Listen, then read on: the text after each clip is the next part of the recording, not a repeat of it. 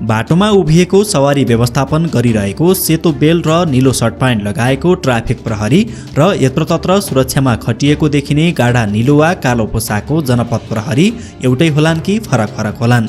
दर्शकवृन्द, आजको श्रृङ्खलामा हामी यस दुविधालाई मेटाउने त छौँ नै, साथै नेपालका सुरक्षा निकायहरू, नेपाली सेना, नेपाल प्रहरी, सशस्त्र प्रहरी बल र राष्ट्रिय अनुसन्धान विभागको काम के हो भन्ने विषयमा समेत जानकारी दिने प्रयास गर्नेछौँ। ट्राफिक प्रहरी र जनपद प्रहरी एउटै हुन् कि होइनन् भन्ने जान्नु पूर्व नेपालमा रहेका सुरक्षा निकायहरू के हुन् र के काम गर्दछन् भन्ने विषयमा चर्चा गरौँ।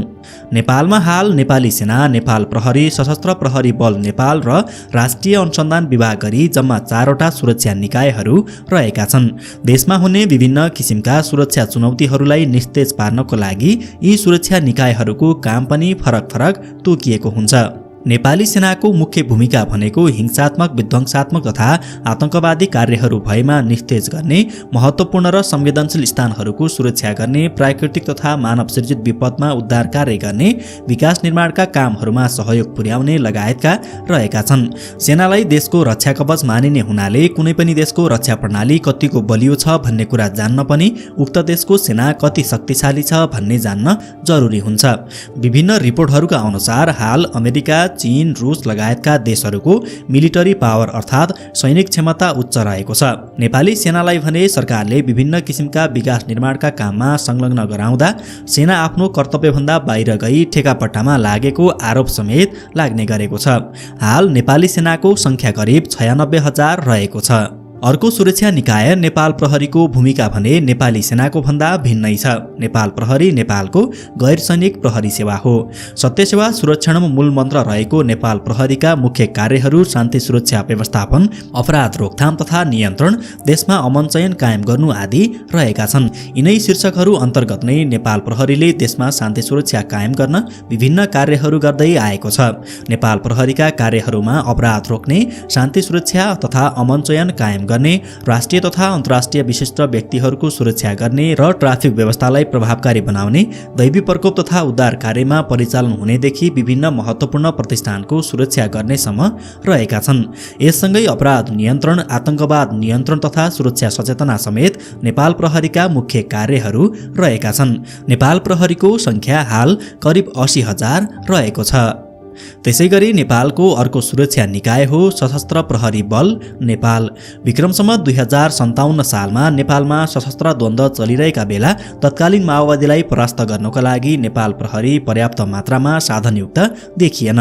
सरकार नेपाली सेनालाई परिचालन गर्न हिचकिचाएका कारण समस्याको समाधानका उपायहरूका लागि विभिन्न आयोगहरू गठन गरिए। ती आयोगहरूमध्ये एउटा रेग्मी आयोगले छुट्टै अर्धसैनिक प्रहरी बलको स्थापना गरिनुपर्ने सुझाव दिएको थियो र सोही अनुरूप नेपाली सेनाबाट 120 जना र नेपाल प्रहरीबाट करिब 10,000 जनालाई झिकाई सशस्त्र प्रहरी बलको स्थापना गरिएको थियो।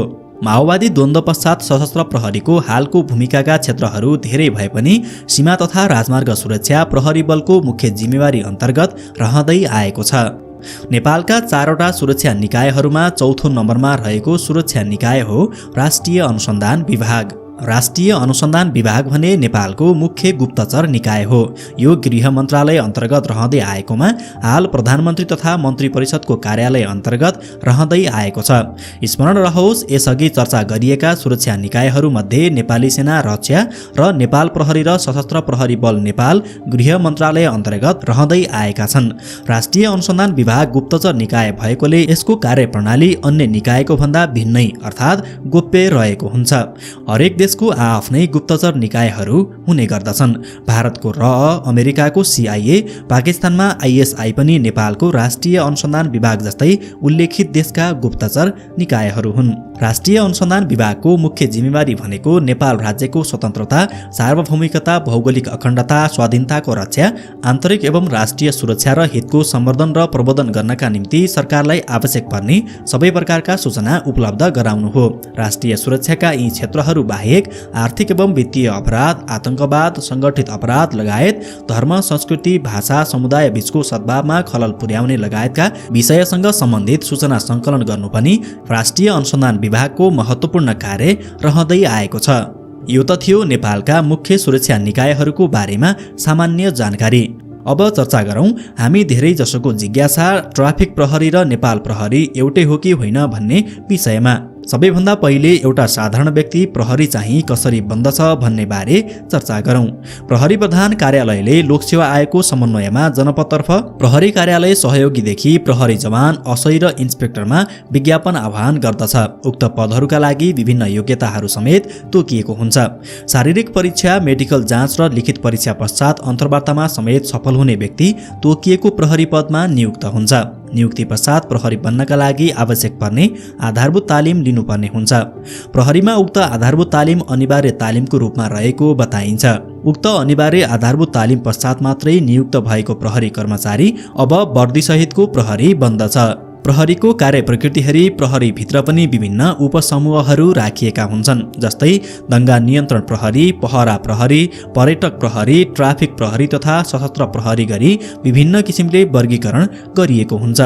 स्मरण रहोस्, नेपाल प्रहरीभित्र पनि विशेष कार्यदल नाम दिइएको हात हतियार सहितको छुट्टै सशस्त्र प्रहरी समेत रहेको हुन्छ। यिनै उपसमूहहरू मध्येको एउटा उपसमूह हो ट्राफिक प्रहरी, अर्थात् नेपाल प्रहरीकै एउटा अङ्ग ट्राफिक प्रहरी पनि हो। ट्राफिक प्रहरी र नेपाल प्रहरीका अन्य उपसमूहहरूका एउटै दर्जाको प्रहरी कर्मचारीहरूको तलब र सेवा सुविधा पनि एउटै अर्थात् समान रहने गर्छ। ट्राफिक प्रहरी र जनपद प्रहरीमा देखिने फरक भनेको लगाउने युनिफर्म मात्रै हो। अन्यथा ट्राफिक प्रहरीले पनि जनपद प्रहरी जस्तै युनिफर्म लगाएर काम गरिरहेका हुन्छन्। अर्थात् आवश्यकता अनुसार ट्राफिक प्रहरीले पनि गाढा नीलो युनिफर्म लगाई ड्युटी गर्ने गर्दछन्। अब एउटा प्रश्न उब्जिन सक्छ, ट्राफिक प्रहरीले जनपदको काम गरे जस्तै के सबै जनपद प्रहरीले चाहिँ ट्राफिक भई काम गर्न पाउँछन् त? अवश्य पनि पाउँदैनन्। कुनै पनि प्रहरीले ट्राफिक प्रहरीको रूपमा काम गर्नको लागि ट्राफिक व्यवस्थापन सम्बन्धी तालिम लिएको हुनुपर्छ। उक्त ट्राफिक व्यवस्थापन तालिम 30 दिनको हुने गर्छ। जनपद प्रहरी भित्रै पनि ट्राफिक प्रहरीका लागि छुट्टै छनौट प्रक्रिया रहने गर्छ। उक्त तालिममा सहभागी हुन तोकिएको योग्यता पुगेका इच्छुक प्रहरी कर्मचारीहरूले आवेदन दिनुपर्ने हुन्छ। उक्त तालिम पूरा गरेपछि मात्रै एउटा जनपद प्रहरी अब ट्राफिक प्रहरी बन्न पुग्छ। दर्शकवृन्द, भन्ने गरिन्छ प्रहरी मात्रै एउटा यस्तो कर्मचारी हो जसले 8 घण्टाको तलब लिएर 24 घण्टा काम गरिरहेको हुन्छ।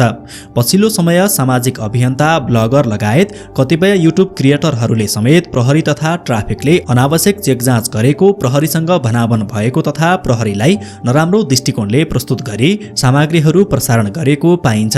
पछिल्लो समय विभिन्न मोटो भ्लगरहरूले समेत युट्युबमा थम्बनेल नै प्रहरीसँग सम्बन्धित नकारात्मक सन्देश तथा फोटोहरू राख्ने गरेको देखिन्छ, जुन प्रहरीको कार्य सम्पादनलाई नराम्रो असर गर्ने काम भने अवश्य पनि हो। हामीले तिरेको करबाट तलब भत्ता प्राप्त गर्ने भए पनि राष्ट्रसेवक कर्मचारीहरूले रात दिन काम गरे बापत पाउने थोरै तलब न्यायपूर्ण हो कि होइन? कृपया आफ्नो धारणा कमेन्टमा लेख्नुहोला।